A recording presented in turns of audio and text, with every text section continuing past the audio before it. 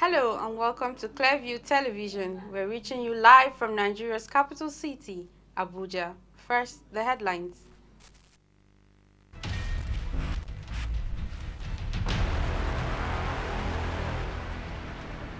A National Guild of Medical Directors identifies poor working conditions, weak infrastructure, poor reward and remuneration as major reasons for brain drain in Nigeria. Southern Kaduna Christian Leaders Association warns its members against voting for candidates that cannot guarantee their safety. Learning in primary and secondary schools resumed this Tuesday in Malawi's two major cities after a cholera outbreak that killed hundreds of people.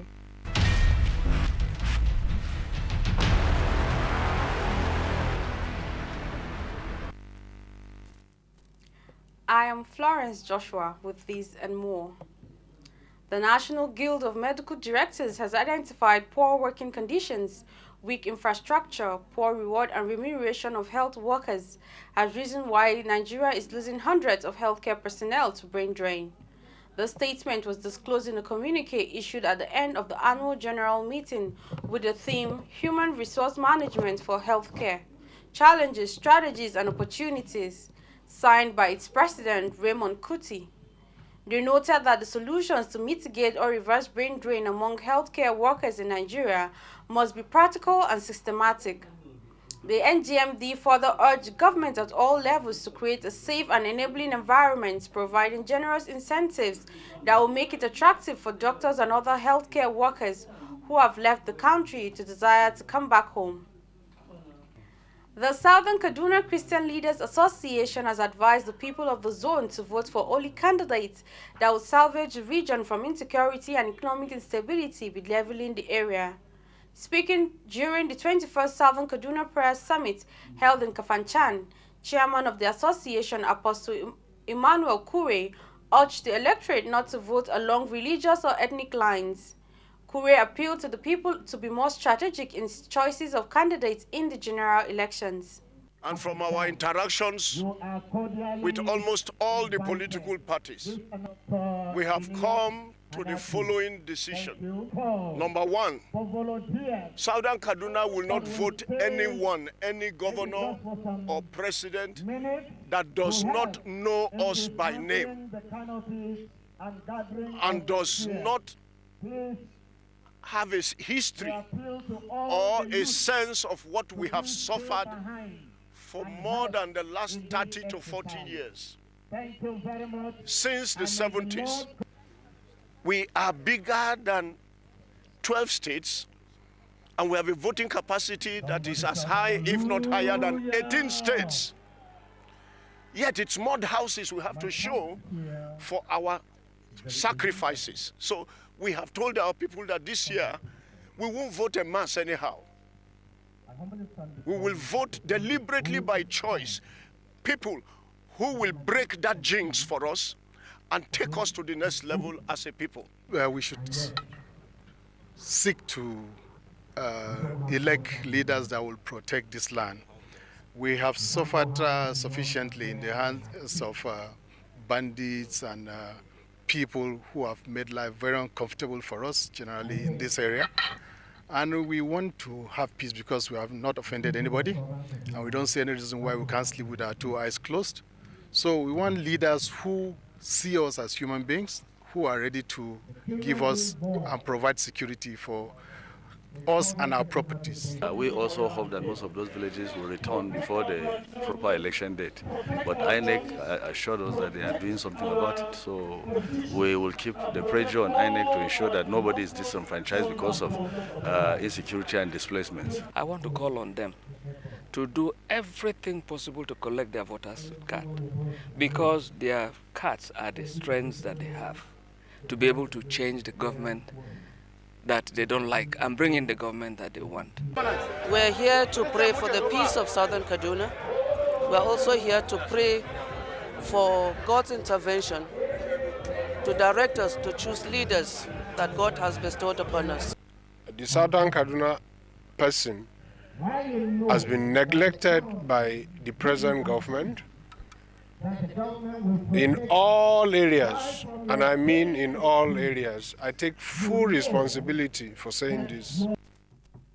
Some of the stakeholders advised those who are seeking elective offices to merge with the party they feel they can win elections to avoid splitting their votes.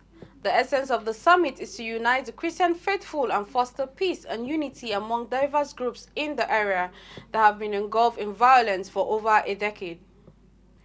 One way to prevent interreligious conflicts is when there is mutual respect for the different faiths. The view was canvassed by some resource persons at a one-day engagement meeting with religious leaders in Kaduna State. The report. In recent years, burning and desecration of places of worship in Nigeria during crisis have been on the rise. While the trend continues to grow, there is no guarantee of an end in sight to the ugly situation.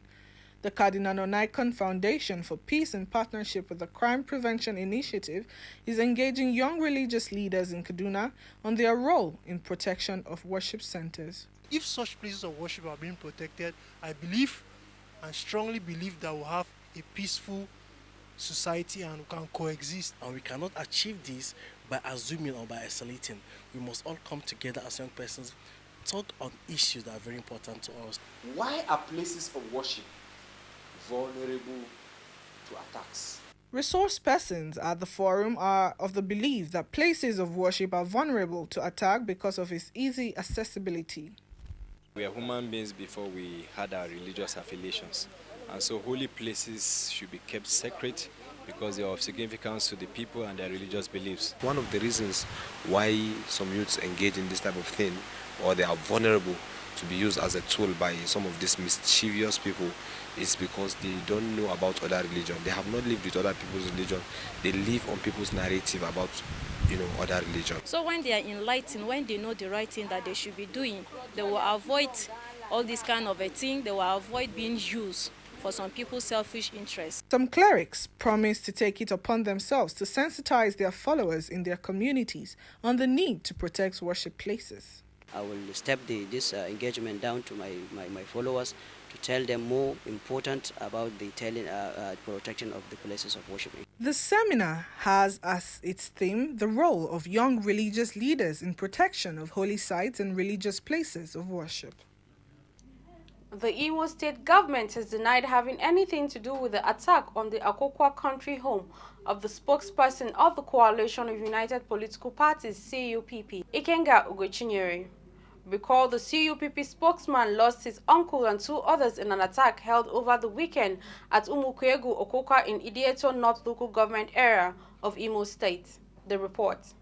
Coming on the heels of the recent attack on CUPP spokesman, a leading voice of one of the major opposition leaders in the country, whose home was attacked in recent times with no fewer than 32 vehicles burnt, buildings leveled to the ground with explosives. A horrible scene of total warfare. Eyewitness present at the scene said at noon of January 14, 2023, a heavily armed convoy of 3 vehicles invaded the residence of Ikenga Ugochinyere in Akokwa, and hell was let loose. 3 persons were shot dead. Among them was the uncle of Ikenga Ugochinyere. Imo PDP Publicity Secretary Collins Upurozo, at a news briefing in Owerri, accused the state government of being responsible for the attack. The government has no reason whatsoever to do anything like that. Absolutely nothing. There's nothing. It doesn't pose a threat. And remember that this same period, unknown gunmen also burnt INEC office and killed somebody. The opposition is not talking about it. That is what they want to dominate the space with, media space with. There are so many things that have been happening in this state, which you know. Governor's house was burnt by a non-government. My own house was burnt, and so many other people. All those things were okay, but when INEC office here was attacked, they didn't say anything. The relevant agencies that are in charge of providing security for this election have assured all and sundry that they are equal to the tax. They are aware of the challenges ahead, and they are equal to the tax. So I don't think there is any cause for alarm. And those who know the challenges ahead, who are professionally, charged to maintain the peace, have assured us that they are equal to the tax. So security agencies are called to rise to the occasion investigate the attack and bring the perpetrators of this heinous crime to book to avert a repeat of the ugly incidents and to serve as a deterrent to others. Stakeholders in Nigeria's cotton, textile and garment sector converge on Abuja this Tuesday for Nigeria's maiden International Cotton Summit and Expo. Clearview TV's Gloria Atta was at the summit, geared towards initiating discussions and ideas that will help strengthen Nigeria's once vibrant industry. The report. In the 1960s and 70s, the Nigerian cotton, textile and garment sector was the largest employer of labor after the government and had always been a major player in the manufacturing sector of the economy, as it employed over 1 million Nigerians, secured a market of 250,000 tons of raw cotton for growers, and contributed over 15% of GDP earnings for the country. The story, however, changed in the early 90s, and the sector took a massive dive into an industrial abyss. These companies began to close down one after the other, and as the years rolled by, the sector became dormant and lost its place on the stage of top cotton producers across the world. Worried by the continuous trend, stakeholders in the cotton, textile and garment sector converged on Abuja, the nation's capital, for Nigeria's first International Cotton Summit and Expo, to brainstorm and map out strategies on how to strengthen the sector and showcase the potentials of the sector to enable it contribute meaningfully to the nation's economy. Declaring the summit open, the Minister of Industry, Trade and Investment, Otumba Adeniyi Adebayo, said the summit was organized in line with the federal government's efforts to promote made-in-Nigeria goods in the face of the huge local market. The minister was represented by the Director Industrial Development in the ministry, Adewale Bakare.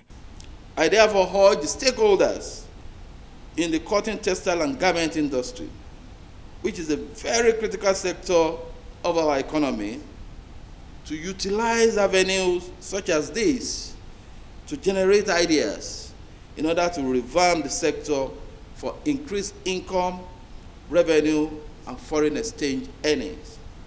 Earlier, the President, National Cotton Association of Nigeria, NACOTAN, Anibe Achimugu, blamed the collapse of the cotton, textile and garment sector in Nigeria on the lack of purpose and foresight by the government and stakeholders. Nigeria is blessed with vast land, huge labor, raw materials and markets. Therefore, we must protect our nation by protecting our industries. Nigerians must go back to the land to feed existing and potential industries to fast-track the development of our nation while earning living wages and creating wealth. To our friends and investors, we make bold to say that if you want to do business with us, come and establish your industries here in Nigeria and take advantage of what we have and are building. Other stakeholders at the event also bared their mind on the need to revamp Nigeria's cotton value chain. The climate in Nigeria is suitable for good quality cotton production, and Nigeria has an abundance of arable land waiting to be cultivated. The methods being used for cultivation are basic, and I see ample scope here for introduction of scientific and technological innovations. But mere increase in production will not help. These cotton products will have to be reintroduced and made fashionable for people to start buying them again.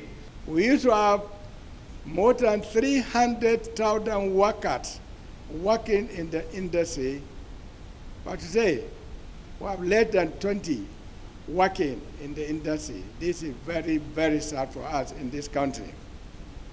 I only hope that with this seminar, which I have been personally invited to attend, with what is happening, you take care very much about cotton growth in Nigeria so that the industry come to extinction like before.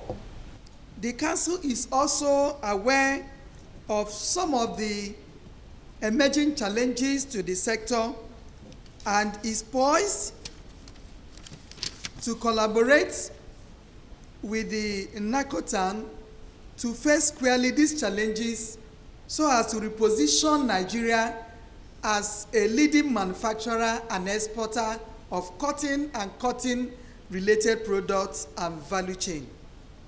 The maiden edition of the International Cotton Summit and Expo also featured the unveiling of locally produced cotton products by Nakotan and dance presentations by different cultural groups.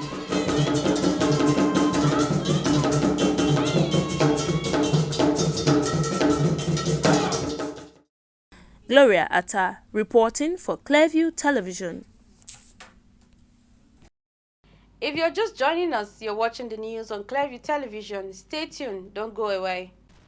The news continues now with stories from our area of specialization, women and children. After the main transmission of our news, we rebroadcast on our YouTube page, Clearview TV. Do you operate a women or children's NGO? Are you at the helm of affairs of a government establishment or a corporate organization involved in the affairs of women and children? Then you are our partners in progress. We have a mission to better the lot of our women and children. Join us to celebrate womanhood and work assiduously to better the lot of the Nigerian child.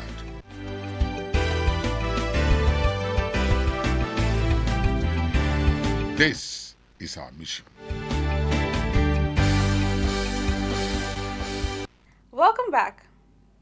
Learning in primary and secondary schools resumed this Tuesday in Malawi's two major cities following a cholera outbreak that killed hundreds of people. Schools in the capital, Lilongwe, and the commercial hub, Belantre, had remained closed for at least 2 weeks after the Christmas holidays. The cholera outbreak began in March last year and has so far killed more than 750 people. Infections are still high in Lilongwe and Belantre. Health Minister Kuzimbi Chopda said schools now have access to safe water and improved sanitation facilities, which will go a long way in reducing infections reported in schools. The minister was optimistic that infections in schools will reduce due to improved sanitation facilities. Malawi is among the 31 countries globally hardest hit by cholera. Last week, the government asked for international assistance as it was running low on medical supplies. The widespread cases of cholera in the country as a result of the aftermath of Tropical Storm Anna and Cyclone Gombe that caused extensive flooding last year and destroyed the country's water sanitation system. In a surprise move by the head of Ethiopia's Supreme Court, Meza Ashfani, and her deputy Solomon Areda have resigned. No reason has so far been given.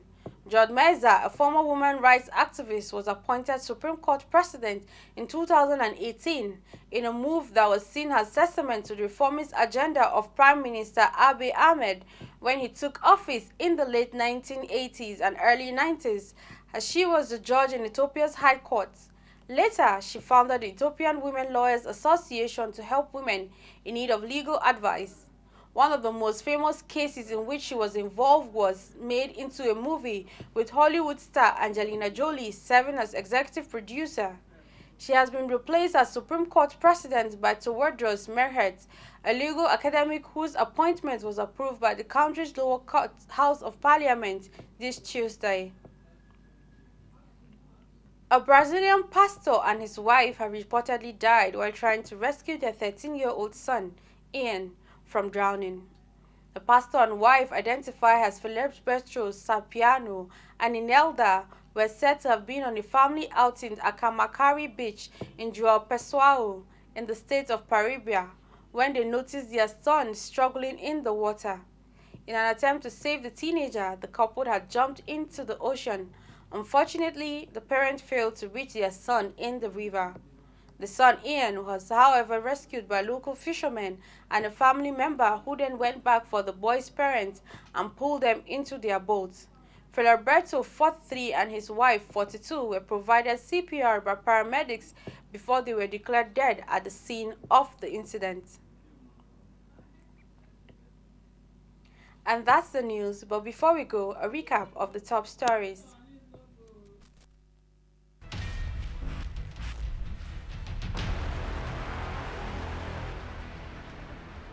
The National Guild of Medical Directors has identified poor working conditions, weak infrastructure, poor reward and remuneration of health workers as reasons why Nigeria is losing hundreds of healthcare personnel to brain drain.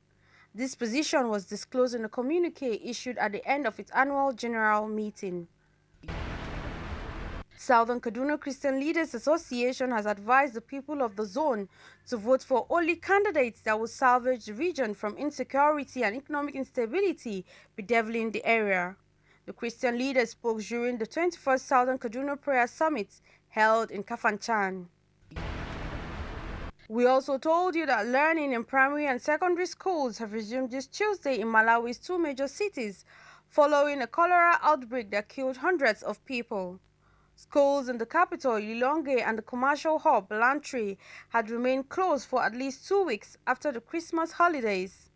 The cholera outbreak began in March last year and has so far killed more than 750 people.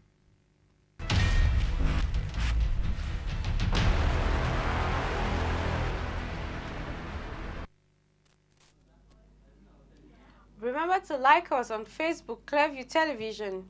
Follow us on Twitter at Clearview TV. Follow us on Instagram at Clearview TV_NG. And also remember to subscribe to our YouTube channel, Clearview TV.